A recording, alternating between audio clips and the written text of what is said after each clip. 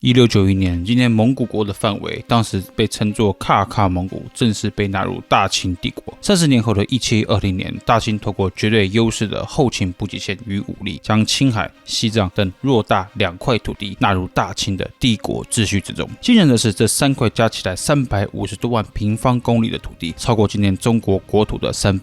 但全是在康熙一朝拿下的。究竟為什麼康熙能在短短30多年內，把比整個西歐甚至印度都還要大的這3片土地收進滿人的帝國裡？答案的關鍵不在北京，而是在今天新疆的天山北路。清帝國跟一個被稱為準噶爾的蒙古汗國前後後糾纏了70年之久。這場糾纏的直接結果是，喀喀、青海、西藏最終成為大清的領土。而這場糾纏的第2回合戰場就在被稱為世界屋脊的西藏。這一集中，我們將說清楚為什麼偌大的西藏與青海2片土地會在1720年併入大清帝國的版圖之中。1697年，準噶爾帝國的皇太極一代梟雄噶爾丹病死於阿爾泰的群山之間，但準噶爾並沒有死，只是落到了噶爾丹的侄子策王阿拉布坦的手裡。強大的清帝國在17世紀晚期與準噶爾進行了2次大戰，動員天文數字般的資源，從準噶爾手中奪下了喀喀蒙古，並將噶爾丹逼到生死。然而，卻沒有動到準噶爾帝國的核心。在新任皇太極策王阿拉布坦的領導下，準噶爾的資源榨取機器持續運作着，不斷從鹽湖、綠洲農業抽取資源，並將之投回準噶爾的軍事部門與火器工廠。策王阿拉布坦依舊控制着一支具有強大火炮與機動性的部隊，能夠在草原、沙漠之中進行大兵團協同作戰。清準之間的較量依然沒有結束，只是換了一個主角，重新開始。而這一次點燃戰火的不是大清，也不是準噶爾，而是夾在2強之間的青海與西藏。要講清楚第3次清準戰爭為什麼會在1720年打起來，我們得回到當時控制青海與西藏的當家，那就是同屬威拉特四部的和硕特汗國。11世紀時，準噶爾不斷擴張，與和硕特一同併吞掉威拉特其他2部的領地以後，和硕特沒有繼續與西邊的準噶爾比拼，而是南下進入青藏地區，推翻支持白教的藏巴汗政權，支持黃教的達賴喇嘛與班禪喇嘛，並在青海與西藏這2塊偌大的土地上建立起了和碩特汗國。從固始汗開始，和碩特就是青藏高原上真正的統治者，支持達賴與班禪的宗教核心地位。然而，這個政教2元的結構是不穩的。和碩特汗國的穩定完全依賴大汗本身的實力。當初入藏護教的固始汗在1655年過世以後，和碩特汗庭的權力就開始不穩，一步步被達賴喇嘛勢力所侵蝕。到了康熙末年18世紀初時，和碩特汗國名義上的大汗是固始汗的曾孫拉藏汗，但他的大汗位置做得非常不嚴謹，拉藏汗跟達賴喇嘛的勢力有很多的衝突，同時也與其原生的青海和碩特貴族有很多的摩擦。1705年，在一次政變中，拉藏汗與達賴喇嘛的勢力的衝突徹底爆發，最終廢掉了6世達賴喇嘛倉央嘉措，另立一個新的6世達賴，此舉在蒙藏世界引起軒然大波。同時，在天山的另外一邊，新任準噶爾皇太極策王阿拉布坦正在盯着青藏高原上的政治鬥爭。畢竟，過去幾任準噶爾皇太極都是靠達賴喇嘛的政治加持才坐穩統治者之位。宗教合法性在內亞的政治世界裡相當之重要。誰控制了拉薩，誰就掌握了蒙藏世界的號令權。策王相當清楚這一點。他上台以後，一面臣服於滿清，但一面派人到青海打探消息，暗中串聯不滿於拉藏汗的地方貴族，等着取和碩特而代之，徹底入主青海與西藏。1715年，時機成熟了，策王決定出手，用武力搶下這張蒙藏世界的王牌。1717年，策王派出當時準噶爾汗國最驍勇的大將之一大策林敦不多，此人是噶爾丹之弟布木的兒子，曾在1715年率軍重挫俄羅斯帝國的遠征軍。當時彼得大帝派遣3000俄羅斯鐵騎入侵準噶爾汗國的重要資源點亞美什鹽湖，大策林敦不多用圍點打援的戰術橫掃俄軍，一戰成名。而在1717年，大策林率軍突襲西藏的路線，堪稱近代早期世界史上最驚人的一次偷襲。準噶爾的奇襲軍僅有6000人，分成2路進軍。為什麼這麼少？因為從今天的新疆往西藏的路線是一條極其貧瘠多山、難以補充軍隊補給的路線。一般要從中國進入西藏，要麼從甘肅往青海的西寧，從西藏的東北方向進入；要麼從四川的成都進入康區，從高原的東南方向進去。然而，大策林是從伊犁出發，一路路西南，繞過塔克拉瑪干沙漠，在葉爾羌城和和田之間休整。同時，為了迷惑大清與和碩特的眼線，準噶爾對外宣稱這次出兵只是護送拉藏汗的長子回家，順便幫和碩特整頓高原西邊的勢力，減少清帝國的疑心。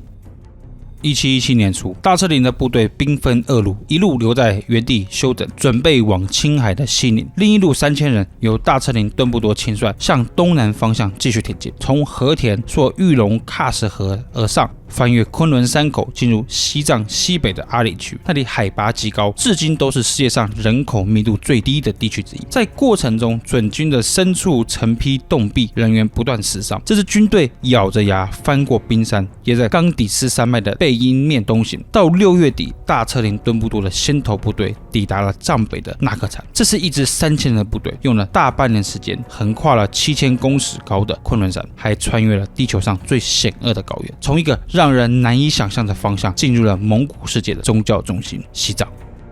這麼大規模的軍隊行動很難完全隱秘。實際上，和碩特方面其實偵知了準噶爾軍隊的行蹤，也上報了，但拉藏汗當時正在另外一處避暑，沒有把這個情報當一回事。直到7月初，準軍行動更加明了後，才意識到問題的嚴重性。但為時已晚，準噶爾的大營已經逼近了，拉藏汗這才慌忙湊出2000多蒙古兵、7000多藏兵，並加強在西藏內部的徵兵，又派人到青海向和碩特貴族與清帝國求援。1717年7月19日，大車輪敦布多及其先頭部隊越過念青唐古拉山，在山下砌牆堆壘，就地固守。拉藏汗督率1萬多蒙藏軍接連猛攻3次，攻不下來。8月，準噶爾援軍趕到，拉藏汗手下人雖多，但和碩特的蒙古、西藏聯軍並不像準軍或滿洲軍隊投入了大量的資源進行訓練與火炮武器配置。相反，和碩特在這裡的軍隊的戰鬥力可說是參差不齊。拉藏汗希望能在準軍大部隊全數集結以前擊潰他們的據點，但怎麼樣都攻不下來。這時，班禪喇嘛也親自趕到戰鬥前線，與其他活佛試圖調停，但都被大車輪敦布多一口回絕。10月，當時大清已經得知準噶爾兵臨拉薩，於是加緊腳步支援，而大車輪釋放多種謠言，稱新的達賴活佛已經入藏，準軍也大敗了清軍，使得拉薩人心惶惶。終於在11月時被準軍攻破。據大清方面的史料記載，大車輪的部隊在拉薩搶劫屠殺了3天，終結了和碩特汗國在西藏的70年統治。表面上，這就是準噶爾一場傳奇性的勝利，從噶爾丹的東征喀喀蒙古，再到其侄子策妄阿拉布坦的南征西藏，都將傳統蒙古的閃電戰法打得有聲有色。然而，這一幕就是如此的似曾相識。我們把地圖攤開來，可以看到準噶爾的心臟地區伊犁、南疆、亞美斯鹽湖全在西邊，而拉薩在準噶爾本部3000多公里之外，中間隔着高聳的昆崙山與高原。這正是上一集噶爾丹的失敗之路。準噶爾以戰養戰，用新獲取的資源擴建軍事力量的那套做法，出了準噶爾本部就會變得很麻煩。策妄這次的遠征將補給線拉伸到青藏高原的盡頭，踩的是與其叔叔噶爾丹一樣的陷阱。更糟的是，由於準軍的補給線非常吃緊，大部分的軍人基本上只能就地掠奪物資，所以進入拉藏以後才會大肆劫掠寺院，擾亂地方，很快就把藏人既有勢力得罪光了。他們拿下了西藏，卻站不穩腳跟。然而，補給線就算吃緊，不代表準軍的戰鬥力就下滑了。在和碩特汗國最後一任大汗拉藏汗死亡之後，北京屏息以待，準備全力反攻。大清不會容忍準噶爾勢力佔據了蒙古世界的宗教中心，否則就是對清帝國在整個蒙藏世界的號召力最致命的打擊。於是，北京派出了第一支入藏援軍，但這一次強盛的清帝國失了一次大敗仗。1715年，策妄調動2000大軍侵犯哈密，當時的哈密已經在大清的勢力範圍。1697年，北京受封哈密當地的維吾爾貴族額貝杜拉為大清扎薩克齊達拉罕，也就是七長。理由是額貝杜拉家族把自己過去的老領導噶爾丹的兒子活捉送到了北京，讓康熙帝十分滿意，因而作為維吾爾的額杜貝拉家族成為哈密一帶的軍政首長。這可以說是哈密一帶維吾爾伯克貴族崛起之先例。由於此地已經納入清帝國的朝貢秩序之中，康熙對策妄的軍事行動不能坐視不不管。此時康熙決意要一次性的解決準噶爾問題，所以開始在哈密一帶進行軍事屯田，以解決遠征軍的補給線問題。北京計劃分兩路進攻，尤其是控制住富庶的吐魯番、烏魯木齊一線，能夠給予準噶爾重大的打擊。所以從1715年之後的2年內，北京的注意力主要都放在西北地區，希望能夠直搗黃龍，拿下準噶爾本部。但就在大清把注意力放在準噶爾家門口的同時，側望已經計劃入侵西藏。也就是說，當1717年準軍入藏時，可以說把大清打個措手不及。在西北戰線部分，準軍不與清軍主力在吐魯番、烏魯木齊交鋒，因為他們的西邊有着非常大的哈薩克腹地，可以把重心轉移到那裡。與此同時，準軍主力瞄準西藏，希望一口氣併吞蒙藏世界的宗教中心。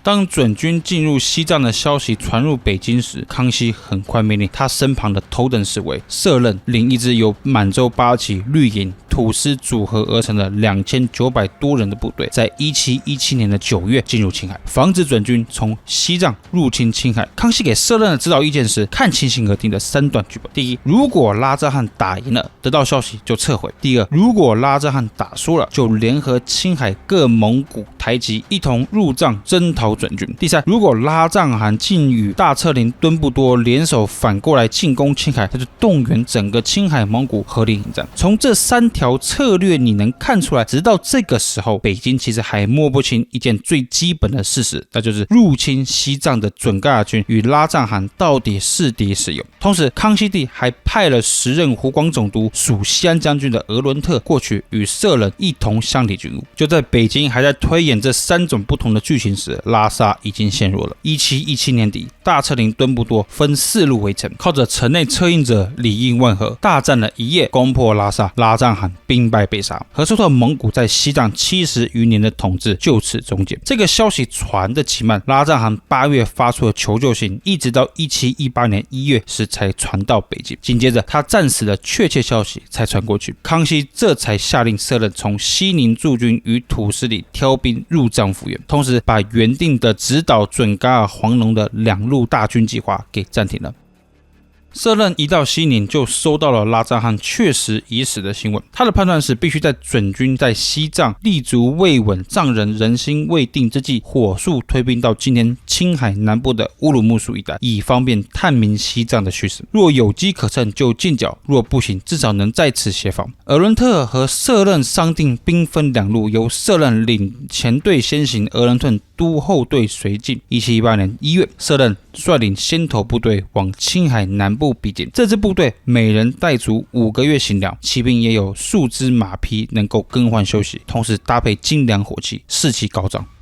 可是行軍至半路，2位將領就在戰略上產生了分歧。攝任抵達烏魯木蘇北面的巴顏喀拉時，就收到額倫特一封密資，說他已經跟青海的勢力定好計策，打算以合擊青海為餌，將準軍誘出西藏。清軍則在青海以逸待勞，以殲滅出藏的準軍為戰略目標。額倫特要求攝任暫緩進軍，先在烏魯木蘇一帶水草豐沛之處駐營等候。這其實是一個比較老練的算盤，與其把疲兵送到高原上打一場未知的仗，不如將敵人引下高原，在自己熟悉的主場上打。但攝任對此戰略的可行性抱持懷疑，畢竟誰也沒有把握準軍就真的會出藏打青海，反而如果清軍不主動攻擊，等準軍在西藏站穩腳跟了，那就會更難處理。攝任抵達烏魯木蘇後，決心立刻渡河入藏，直奔拉薩。他隨即密奏康熙帝，請求不必等額倫特。他的理由有3：其一是全軍只帶了5個月糧，原計劃7月抵藏，若在此空等1個月，糧食就撐不到入藏，而當地又籌集不到足夠的糧饷；其二，此地缺柴，燒火全靠牛糞，眼下正值草青，往後雨季一到，連生火煮飯都成問題，大軍勢必無法飲食。其三，準噶爾殘害西藏，藏人盼清軍的到來，應立刻入藏。最關鍵的是他對敵人的判斷，攝任稱準噶爾兵善處武技，不可能是帝國精兵的對手。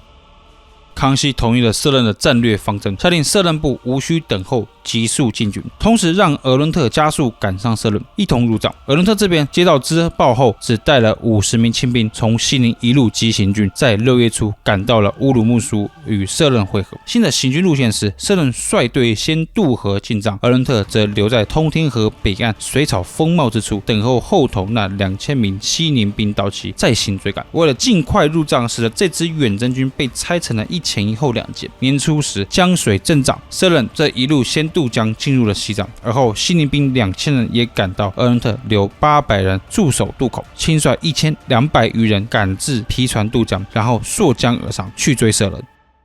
過了塘沽拉山口，衝突就來了。準噶爾軍先是繞後2度在晚間突襲後方的額倫特大營，搶走大批戰馬，同時準軍沒有帶炮，只有為數不多的鳥雪，額倫特部還能將之擊退，但已經有點吃力了。相反的，先行的色任部倒是打得頗為順手，一度親率1400人分3隊連克3座山頭，追殺20餘里，斬敵200餘。然而就在這一連串戰術勝利之下，清軍逐漸要輸掉了戰略。深入敵境的色任大營扎在一座叫扎哈蘇托洛亥的小山上，此處海拔4500多米，山丘四面全是開闊地，東邊是納曲河，南邊是山間草地，根本無險可守。額倫特隨後渡河趕到了，一看這營地就着急了，四面受敵，守不住的。他建議色任立刻把營盤移到河對岸的大山上去，居高拒險。沒有太多史料能說明為什麼色任沒有聽從額倫特的意見，大部分的軍事史對這場戰役的描述都來自後來額倫特死前寫的戰報，當中通篇將失利怪到色任頭上。然而很有可能的情況是，大策lin的部隊早就在河對岸的山上，如果清軍一渡河，準軍就能發動殲滅戰，很有可能色任已經得到相關的情報，所以沒有選擇渡河。隔日一早，準軍果然就出現在河對面的山腰上。清軍擁有比較多重型的子母炮，但準軍占有地形優勢，從上往下射擊給清軍帶來的衝擊更大。同時，清軍的補給線遇到很大的麻煩，從四川來的補給隊不斷被準軍給截擊，後勤部隊直接被團滅。擁有絕對優勢的準軍也不強攻，而是不斷修築防禦工事、壕溝，將清軍團團圍住，縮小空間。在一波波的突圍嘗試之中，西安將軍額倫特戰死，最終色任遭俘虜，死於西帳。至此，清軍大敗。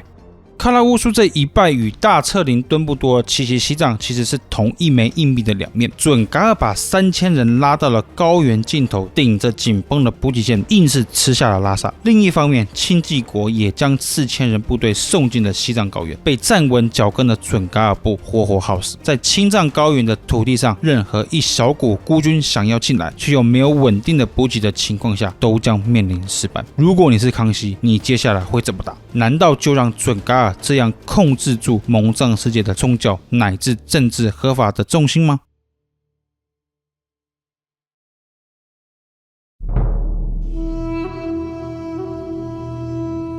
如果你看過上一集，你大概會記得，在第一次清準戰爭中，大清沒有討到太多便宜，頂多算與噶爾丹的大軍打了個五五波。所以在第二次大戰時，大清徹底發揮自己的帝國優勢，動用龐大的資源後勤線到前線去，才鎖定了勝利。這次大清在喀拉烏蘇被擊潰以後，再一次將帝國資源傾倒在西藏前線，一場帝國總體戰爭再次到來。1718年10月，也就是喀拉烏蘇大敗的消息傳來後不久，康熙帝做出了一個決定性的人事任命，派出自己的第14位兒子胤禔出任撫遠大將軍王，統帥大軍西征。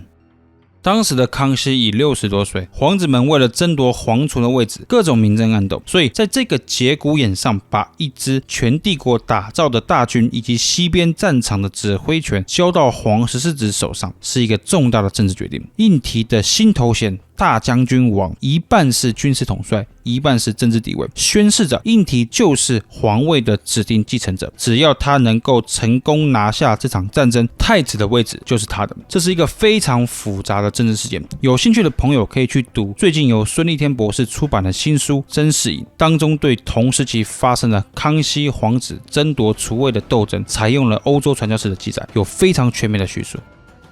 那麼在喀拉烏蘇孤軍深入的血淚教訓以後，清廷這一次做了什麼樣的部署？如果用一句話概括，那就是不再想着如何奇襲西藏，而是想着怎麼將大清的國家組織實力投射到高原上去。這套部署大致有3個特點，而這3點恰恰是我們這2集反覆在講的一個近代國家機器的核心能力。第一是情報，上一次色楞入藏，清廷連準噶爾軍跟拉藏行到底是敵是友這類最基本的事都摸不清。這一次，康熙先派主事忽必土率領一支使團赴藏，明的任務是外交，暗地裡的任務是讓西藏的敵情、政情、民情徹底摸清楚。第二，打宗教牌，這可能是第3次清準戰爭中最重要的一株棋。跟色楞、額倫特入藏不同，這次印提大軍入藏，不只帶了軍人和重武器，還肩負護送新任達賴喇嘛格桑嘉措入藏的使命。什麼意思？達賴喇嘛是蒙藏世界最重要的核心，宗教合法性的來源。實際上，策王阿拉布坦最先的打算也是帶新的活佛入藏。還記得我們說的，最初的準噶爾軍兵分2路，一路是由大策林帶隊從南疆跨過昆崙山進入西藏，推翻和硕特政權；第2路則是趕到青海西寧，將這位新的活佛靈童迎回西藏。但第2路被清軍定位到了，沒能成功。於是乎，準軍入藏就少了宗教合法性。今天印提護送這位活佛靈童入藏，直接削去了準軍佔領西藏的一大半合法性。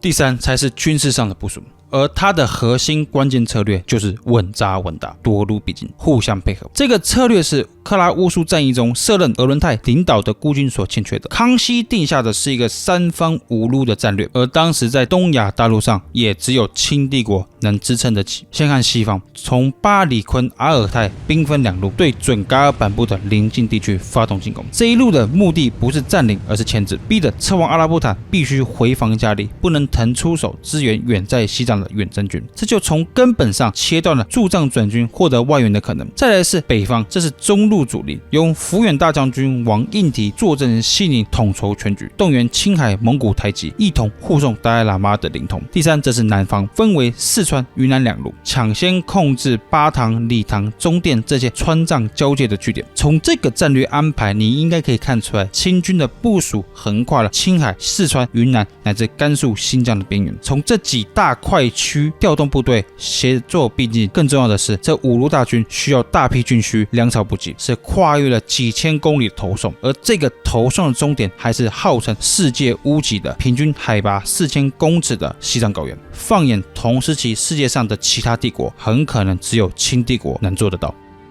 戰略方針定下了，接下來就是如何落實，而執行往往才是最難的。就像 NBA 球隊一樣，戰術都是公開的，隨便一個校隊甚至班隊、系隊也能把戰術找出來，是自己跑跑看。但非職業球員能完美執行戰術嗎？多半不能。戰爭亦復如是。如何把人、糧、饷、火炮實實在在的運到位是個大難題，而我們從當時清帝國的調度細節裡，能清楚看到以資源調配為核心的邏輯是如何被貫徹。光是京城的滿洲八旗就調集了3000餘人，分成3隊出發，而這些兵的待遇到什麼程度？文武官員發5年俸銀，士兵發2年錢銀，而且每人攜帶10個月的薪糧。這些數字象徵的絕非一場短期作戰的配置，北京已經做好了一場曠日持久遠征的打算，而關鍵點正在於要將後勤補給線的機會成本降到最低。北京8旗部隊分別在1718年11月、12月分批從北京啟程，行至莊浪、甘州、西寧駐紮，做好戰前準備。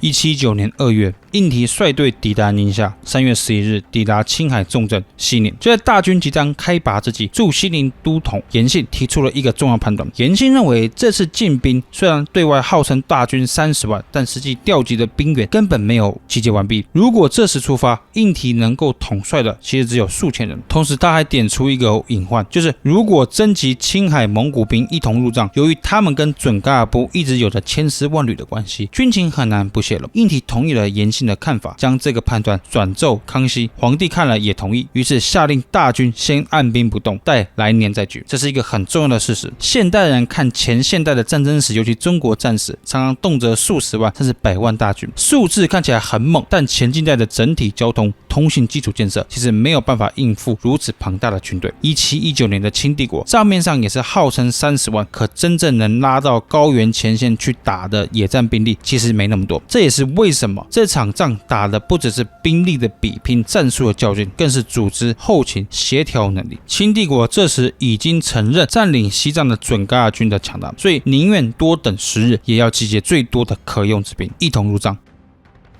這個等待時間，印提與清軍諸將領也沒有閒着。為了能讓更多軍隊一同入帳，他們必須搞好基礎建設。例如，在青海當地的回民協助之下，清軍發現從西寧通往烏魯木蘇要經過一道叫木爾巴爾虎的山嶺，但這裡只有一條狹窄的道路能用於交通運輸。為了能讓軍隊通行更順暢，印提提撥了9000餘兩白銀，調用100名兵丁，專門去將這路重新鋪整，好讓載運輜重的車輛能夠順利運行。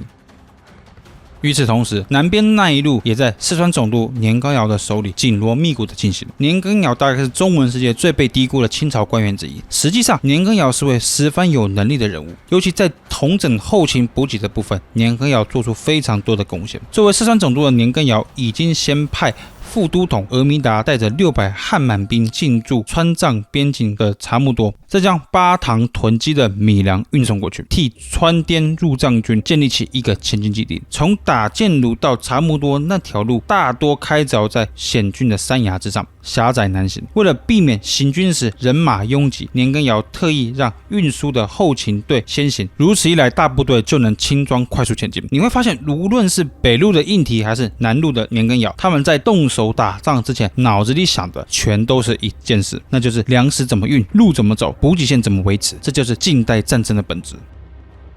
在大軍集結鋪路運糧的同時，何必圖率領的那支使團已經深入西藏。使團一路南下。1719年6月，在準噶爾軍隊的護送下，大清使團抵達拉薩。面對這支清廷使團，大策林敦布多的應對相當謹慎。他親自接見了忽必圖一行，接受了印提的諮文。這封諮文開篇就義正言辭地譴責準噶爾軍殺害拉藏汗、破壞寺廟、驅散喇嘛、擾害西藏民眾，嚴重違背了護教的使命，並宣告之前的遠征以及這次大將軍王統兵而來，才是真正為了護教。話裡話外，大清已經為自己的軍事行動搶占了道義與宗教的制高點。而忽必圖這趟出使最大的收穫是，他親眼摸清了西藏的虛實，並帶回2條重要的情報。第一是，無論青海、蒙古還是西藏的生屬民眾，甚至連大策林敦布多自己的準噶爾軍，都極為崇信那位清廷準備福利的西寧靈統。這等於確認了，只要這位新任的達賴喇嘛送回拉薩，人心的天平就會倒向清軍。第二，那支入侵西藏的準噶爾軍正在經歷嚴重的水土不服，大批軍人病死，士氣低落。將這2條情報擺在一起，整個戰局就豁然開朗了，印證了清廷出兵的同時高舉護送新的達賴喇嘛的合法性。另一方面，那只曾經翻越昆崙山震懾拉薩的準噶爾雄獅，如今被困在補給線的末端，非常不適應西藏高原的水土而士氣低落。這正是我們反覆提到的結構性宿命。大策林敦布多如今也被困在當年噶爾丹被困的坑裡，一支被投送到離心臟太遠、補給跟不上的軍隊，無論多能打，都只是在等待被拖垮。而坐擁龐大中國資源的滿洲朝廷，只需要穩穩地將準噶爾圍困住，就能把最後一根稻草壓上去。情報、達賴與軍事後勤3把利刃，一切就緒。1720年初，康熙皇帝作為蒙藏世界的文殊菩薩皇帝，正式冊封那位西寧靈統為新任達賴喇嘛，下令發滿漢及青海兵護送他西行。在準備了1年以後，大清終於在1720年吹起了反攻的號角。1720年的入藏主力是2路大軍，北路由平逆將軍嚴信統帥，護送着新任達賴喇嘛從青海西寧方向進藏；南路由定西將軍噶爾弼統帥川滇軍從四川方向進入高原。北路這一邊，印提坐鎮西寧統籌，實際領軍護送達賴入藏的是嚴信。4月，大軍護送着新達賴喇嘛出了西寧城，沿着先前修好的那條車道南下。嚴信這一路走得極為持重，因為他背負着一個絕對不能有閃失的任務。務，確保達賴喇嘛的絕對安全。他的行軍布陣活脫脫就是一座移動的堡壘，每天紮營，將軍大營居其中，緊挨着達賴喇嘛的營帳，蒙、滿、漢各營在四周團團圍住，營盤四角架設火炮，周圍還密密麻麻的布設了300尊子母炮，各個崗哨旁邊都挖好了放烽火的小坑，營內營外都有護兵牽着戰馬來回巡邏。白天遠遠的偵察敵情，夜裡在護兵陣前2-3里處打探風聲，戒備極為森嚴。7月，達賴喇嘛正式入帳。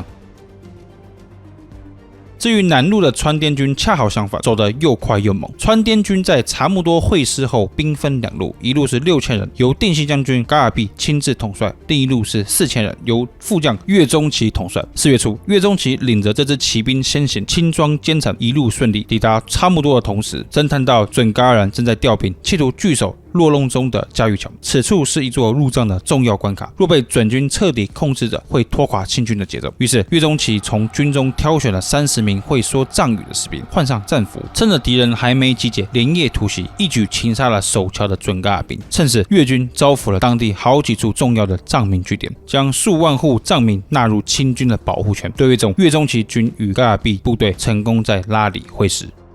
但就是在拉里，川滇軍卻卡住了。他們在拉里待命了1個多月，遲遲沒有等到北路的延信部約定會師的通知。這時，岳鍾琪建議主帥噶爾弼趁川滇軍中剩下的行糧只夠吃半個月，要是死等着北路大軍會齊同進，一旦糧盡，恐怕就會進退失據。因此，岳鍾琪建議前去公部地區招撫。所謂的公部地區，是在傳統稱為前藏或衛藏地區，大抵在今天西藏林芝市。但由於公部屬於雅魯藏布江的中下游，是個多山多樹的區域，與拉薩的農牧地區非常不同，因而文化也自成一格。公部的部落也相當強大。岳鍾琪的邏輯是，如果能將公部勢力納入夥，對於補給已經非常吃緊的清軍會有非常大的益處。噶爾弼被他說動，派人前去招撫。不出10天，公部的大頭目果然帶着2000兵馬前來歸順。這也不完全是因為藏人期盼着王師而來，更重要的是，比起準軍，清軍打着護送新任達賴喇嘛的而來的旗號，對藏人而言更重要。於是招募來公部勢力以後，岳鍾琪更進一步建議，如果有了這支地方勢力的支持，有了人力，也有一定的補給，不如趁此良機一路打到拉薩去。當時的情況是，他們不清楚北路軍的動向，不知道何時能夠會師，而現在有了地方豪族的支持，應該在條件許可的情況下發兵，否則也只是困在此處。最終，噶爾弼同意了岳鍾琪的建議，同意進軍。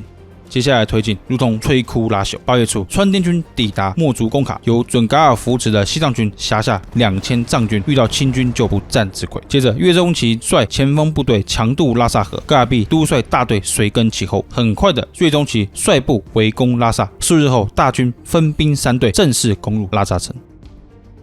為什麼準噶爾的主力部隊不在拉薩？為什麼清軍北路軍又沒能在約定時間內與南路軍會師？在拉薩以北護送着達賴的延信這一路又遇到了什麼？延信部於8月初渡河，穩步向拉薩推進。大車輪敦多部沒有坐以待斃，他計劃在藏北組織一場伏擊戰，攔截延信部。9月，準軍突襲延信大營，但延信早有防備，旋即將其擊退。這時，大車輪敦多部透過清軍的俘虜，已經認清了目前的局勢，對準軍就是一盤死局。實際上，準噶爾在交戰之前應該是不知道清軍的具體實力，只知道北路來的清軍應該是護送着達賴過來，所以他瞄準這一路進攻。然而在小規模接戰後，大車輪很快意識到對手竟有5萬之眾，另外還有青海蒙古兵1萬人，他深知他的部下應該沒有辦法從這支打得十分保守的清軍手上奪下達賴喇嘛，而這意味着他手下7000名藏族士兵隨時有可能叛變加入清軍。同時也接到消息指出，從四川方向也有另外一支清軍入帳。此時的西藏各地也開始反對準噶爾的統治了，在南邊班禪喇嘛的勢力接管了，甚至後藏的阿里地區都有藏兵造反。大車輪清楚意識到再不走就來不及了。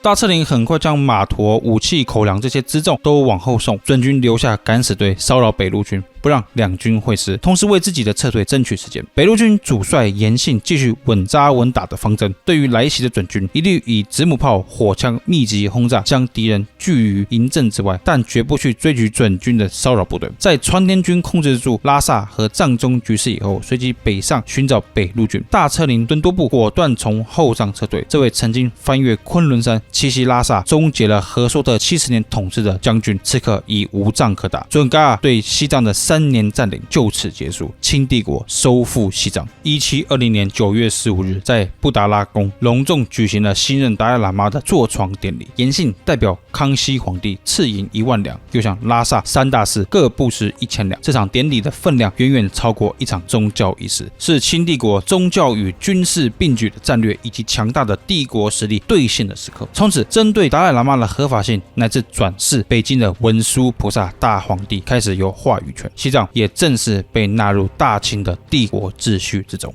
拿下拉薩之後，清廷做的是準噶爾在西藏3年始終沒能做到的事，將軍事勝利轉化成制度性的統治。經過審訊，那些從逆的準噶爾傀儡官員被處決，那些在清準戰爭中持續抵抗或後來歸順的西藏貴族被任命為噶倫，也就是執政官，共同管理西藏事務。而為了防止準噶爾捲土重來，延信噶爾弼遵照康熙的旨意，留下了蒙古綠營兵3000人，加上青海蒙古兵1000人常駐拉薩，並設立了總兵、總統，中國的軍事力量自此在西藏制度化。